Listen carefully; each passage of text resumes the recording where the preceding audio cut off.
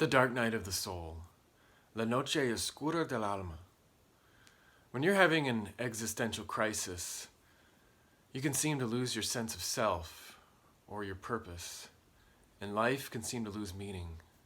There's a lot of similarities between the dark night of the soul and non-duality, so let's discuss.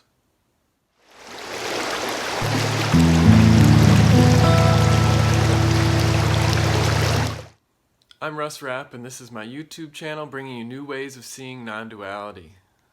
So before we get into the similarities between the dark night of the soul and non-duality, let's give a brief description of each one.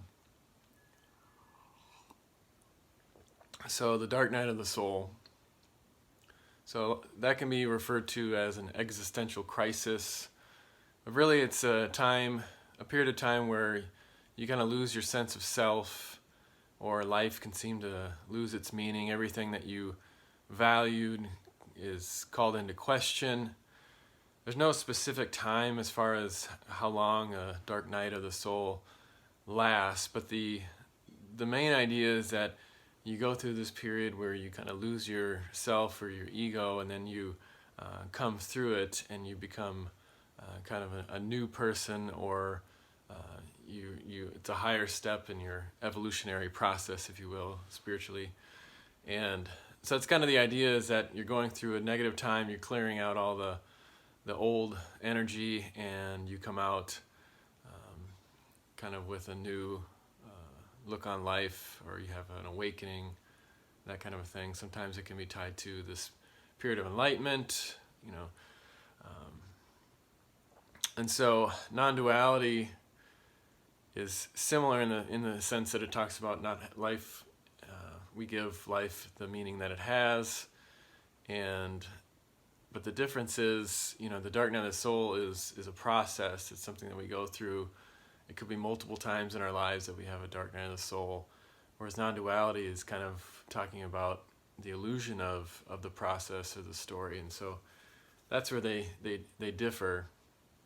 And in a sense, the whole idea of the dark night of the soul is just a story that we tell ourselves. So when we're going through these negative things, we want to believe that there's a purpose for it, that there's something that we're getting out of it. So even if the dark night is the loss of meaning for the self, the story itself is a way that we give meaning to that process.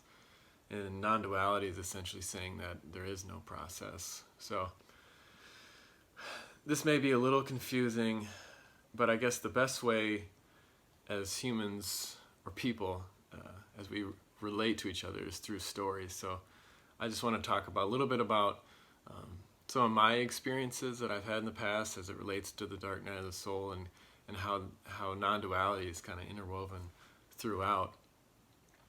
And before I get into the dark night of the soul, I'd like to tell a story about the light day of the soul. I was in high school, can't remember which grade, maybe like 10th grade or so. And I was at my locker, and when you're in high school, you tend to go through, there's a lot of hormones, a lot of stress, and you're trying to figure out how to be an adult. And I remember very clearly one day I was just standing right before lunchtime, and I was standing at my locker, and I had this overwhelming feeling of peace. And it was not a sense that, it was almost like the idea, if I could put it into words, that everything is okay and everything is going to be okay, and there is no way it can't be that way.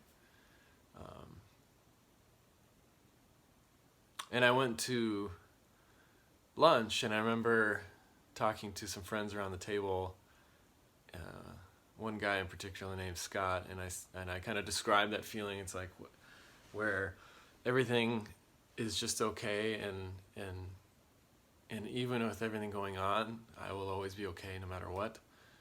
And I remember him kind of relating to that. So I don't know if that's something that you've gone through or that other people can relate to, in their lives, but it didn't have any really basis for a reason that it took place. There was nothing leading up to it. It just kind of happened, but it was very profound, and it stuck with me. And then obviously, it only lasted a period of time, and then you go back to your ways of dealing with teenage life.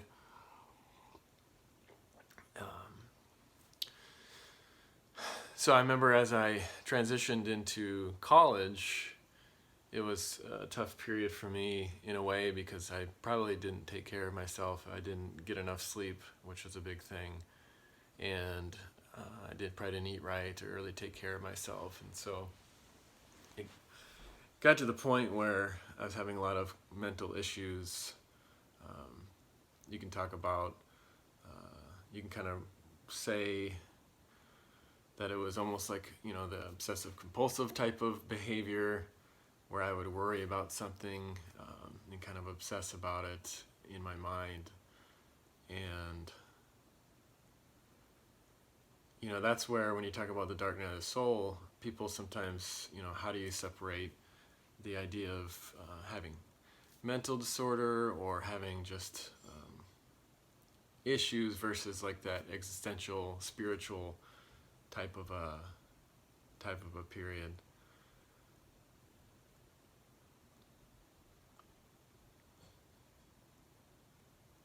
But one of the biggest things for me, I remember we called our house the fire station, just to have a fun name for it. And I remember I was down in the basement one day, and I was standing kind of in the middle of the room, kind of a musty basement. We had a kegerator, of course, and I don't really remember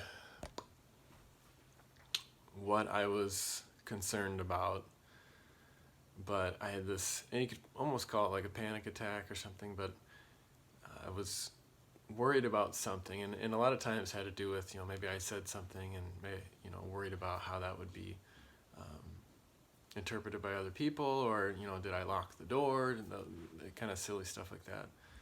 And so I was down there worrying about something, what I call like an irrational fear, which is kind of a repetitive type of a phrase, but so I'm down in the basement having this like terrible anxiety where everything, it almost got to the point where it was so repetitive where it almost became paralyzing, like everything kind of froze in a sense where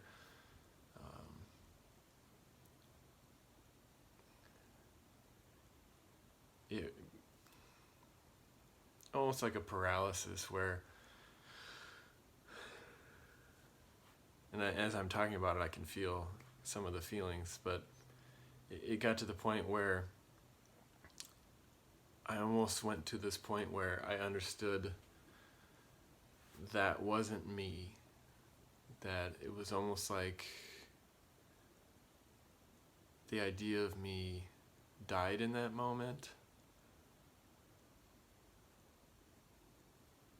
or there was this really sense of peace and freedom. It's almost like, what you would imagine death to be like in a way.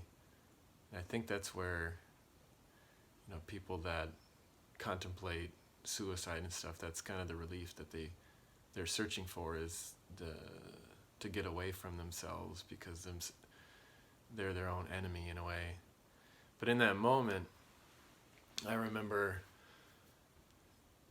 it was almost comical in a way that, if I were to become frozen in that moment, the fear paralyzing me so much that it was going to be like that forever. And just the silliness of it, because the thing that I was fearing the most, life, essentially, was what I was the fear itself is what was causing the issue. And in that moment, knowing, as bad as it could ever get, whatever hell you can live through, that you're always free and you're always connected. That was the sense that I got out of that moment. And so, it'd be great to say that, oh, you have an experience like that and all of a sudden everything's great and your life from that point on, since you've seen the truth of reality and you had this awakening experience, that it's all going to be great. But life is what it is.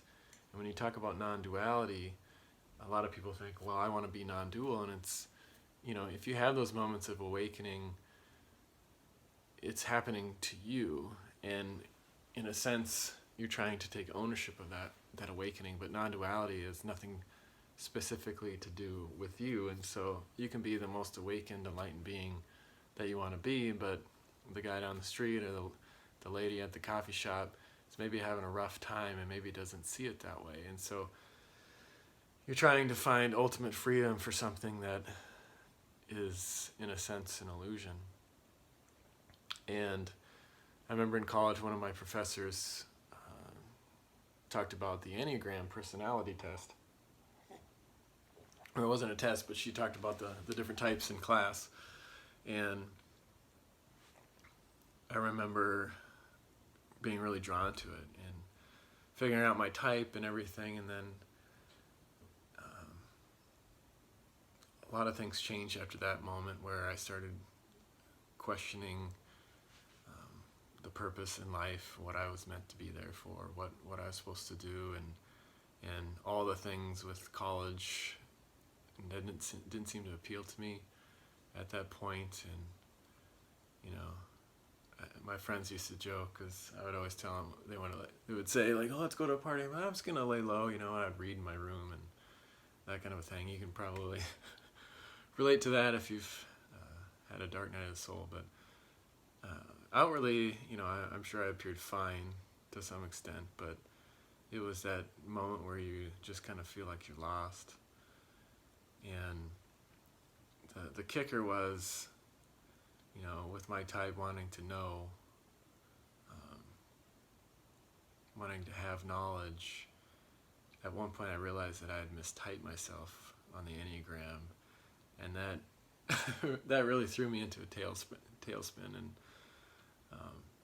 that was difficult. But it's kind of like how I relate to it is, like, you go through life and you're always walking through life like this. You're holding all this tension, all this resistance, and all of a sudden you have these moments that break through that, these awakening periods where someone, yourself or someone, points out to you, hey, you got all this tension in your shoulders, and you're like, oh, well, I never realized that. So you drop them.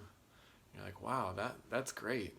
And then you're like, well, I've gone through my life like this constantly, every day, all day, and now I'm like this. And in a way, you kind of feel like, well, this is me. This isn't me. And so you have the period where you relax and you drop your shoulders in this analogy, and then all of a sudden the fear creeps in because you don't know who you are, and you tighten up again. But then as you're holding your resistance, your tension, the difference is, in a sense, that you know what you're doing. You know that you have tension, and so you can kind of see through the ridiculousness of it, even though you're still holding it up, if that makes sense.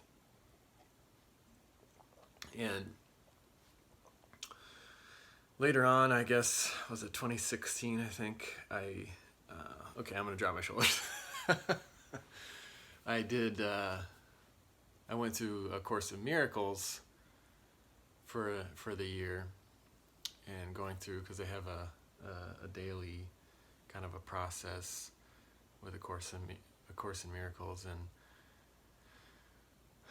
and in a way, for me, and it's all about, we give life the meaning that it has, and going through that process, it's almost in a way highlights those issues that you have, as far as your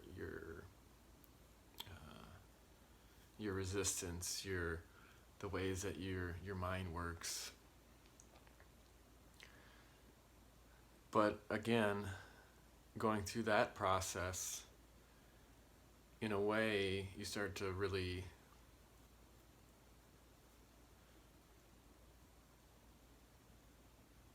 I guess how I would describe it is time almost compresses in a way, whereas, before, like you see life into the future and there's this idea of yourself later on, and there's an idea of a past, but going through the Course in Miracles, it's almost like it condenses time into a tighter and tighter moment where you can still intellectually conceptualize a past and a future, but you realize it's kind of just something that you're doing in the moment. And so you're not as focused on the past and the future. But after you get done with the process, you realize that everything is the same as it was before, in a sense.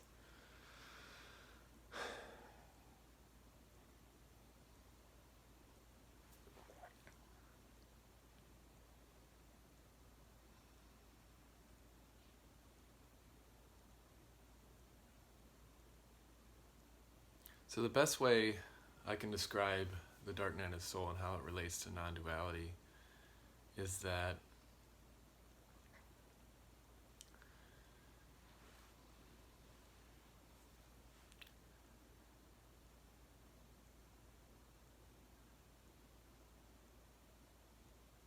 you lose that sense of that heaviness in life, that it's almost like a groundless sense of being where you still have these emotions, these thoughts, these experiences, and it all seems to be a process, but at the same time there's a knowledge that, how do I explain it? Because when you put it into words, it doesn't really sound quite right, because you can use an analogy of that life's a dream, or life's you're living in a movie kind of a thing. But kind of I guess the seriousness of life on the ultimate level kind of seems to dissipate, and so that ground that you've always been standing on, that tension that you always have had, doesn't have any real basis.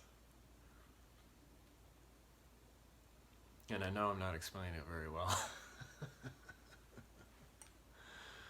But when you're going through all these, the dark night of the soul, you still have those intense feelings, that sense of meaninglessness, that loneliness, that you don't fit in, that you maybe feel like an alien amongst other human beings. But the grounding through all of that is an emptiness and a fullness.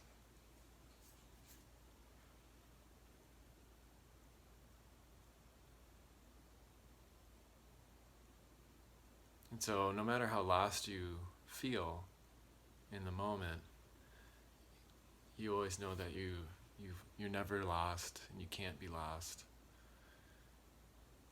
And that even in that moment you are forgiven, and that you are loved.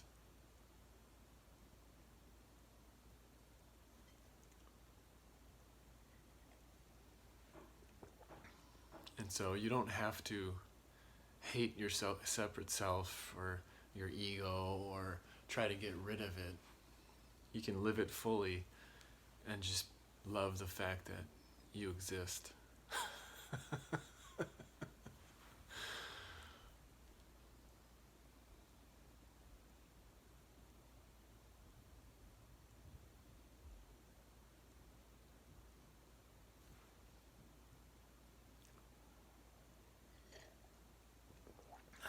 Because awakening is not all about you.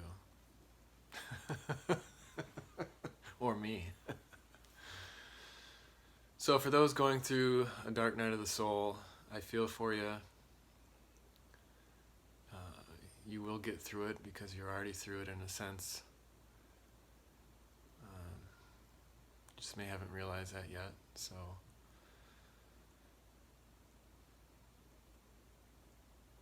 if you have any questions, leave a comment below.